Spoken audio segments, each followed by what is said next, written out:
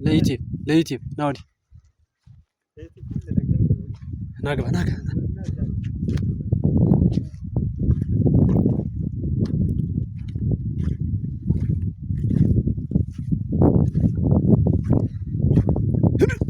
ረጎበዝ ምነው ረጎበዝ ምነው አንተ አትራቅ ገና ብዙ እዚህ ልትሰራ ነው። ሰላም እንደምን ዋላችሁ ፋሚሊ እንደምን አለ እንዴት ነው? ይሄ በዘመናዊ መንገድ የምንሰራውና በመኪና የወቀጥነው የስንዴ ገለባ እንደሆነ ያለን በዚህ ይሄን ይመስላል። ዋው ውድ ተከታዮቻችን እንደምትመለከቱት ይሄ የስንዴ ገለባ ሲሆን ይሄ ደግሞ የተፈጨው ወደ መኪና ነውና ስለዚህ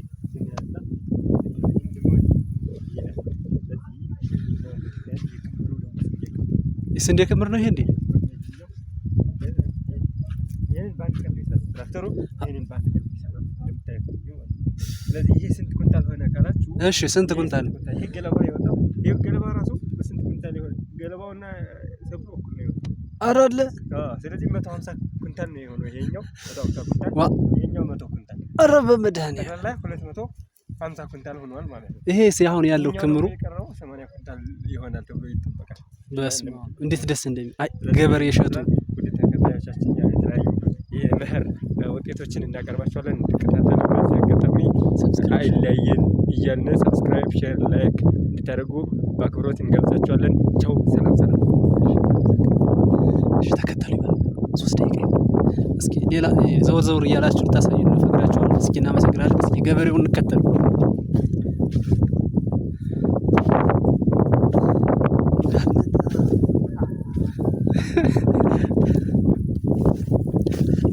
አረጎበዝ ካሜራው አስቸግረኝ ልወድቅ ነኝ። ወይኔ ገበሬ እሸቱ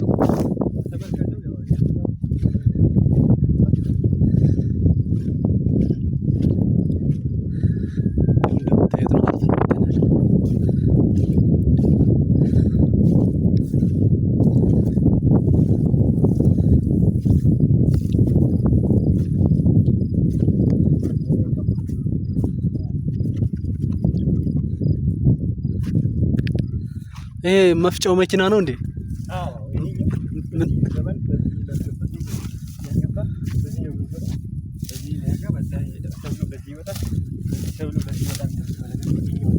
ኧረ በስመ አብ። እስኪ ገለባው ደግሞ በዚህ ይመጣል ማለት ነው። በዚህ ምርቱ አሁን በዚህ ይወጣል።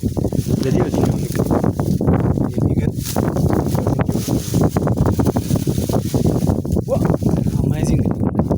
ያለ በዚህ የሚቀበለው በዚህ ይመጣል። ስንዴው በዚህ የሚመጣው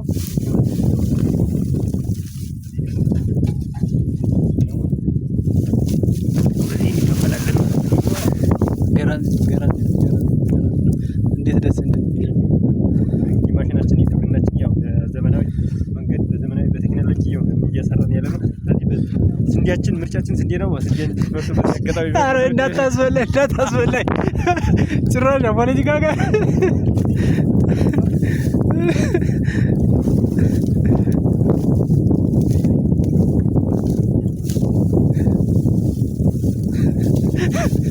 ምራቱን ነው ያው የስንዴ ነው።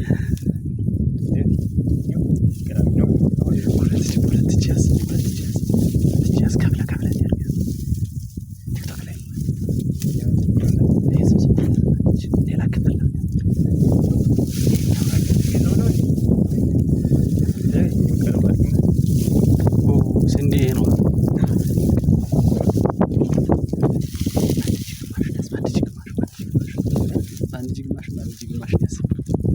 ከዛው ክፍል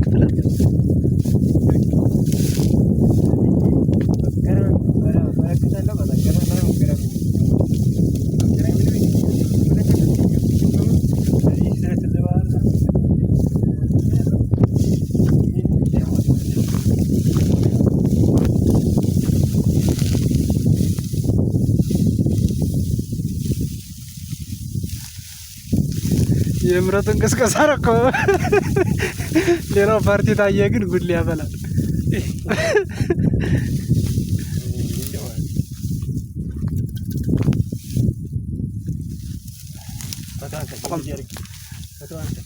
ወደ ፎቶን ቀይራ